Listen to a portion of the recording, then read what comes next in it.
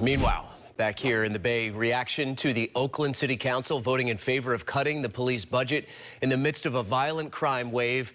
That reaction is pouring in tonight. KRON 4's Zeke Yoon is getting perspectives from the police union and those two council members who voted against the new budget. 6 members of the Oakland City Council voted in favor of reducing $18 million from OPD's budget over the next 2 years by cutting 2 police academies. Yeah, well, first of all, any what might be considered reductions or modifications, those don't kick in for several months, really not even this calendar year. Council member Dan Cobb says he voted in favor of the new budget in large part because of the investment in alternative violence prevention strategies, as well as job readiness, job training, and to have what we call our macro program, our alternate civilian emergency response program, so not all calls for service that are more lower level have to go to the police department. But if you have, and that makes sense for other things, and the OPD agrees with that.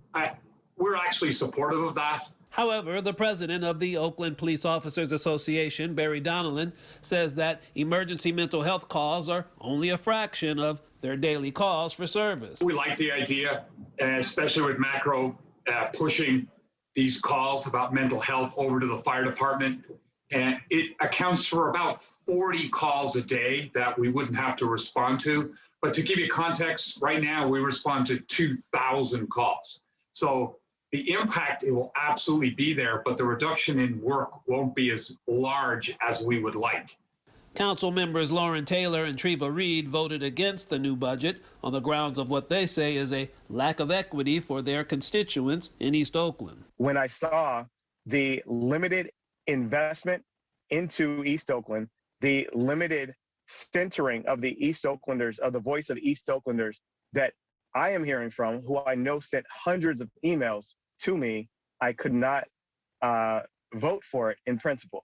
We want to know, and we want to affirm through this budget that there will be measures to ensure that we are safe, that we are protected, and that we can live with a greater sense of peace, because we have not seen the equitable investment up to this point. But City Council President Nikki Fortunato Bass defends her budget by saying her team's #1 policy directive is to ensure equity in the budget process.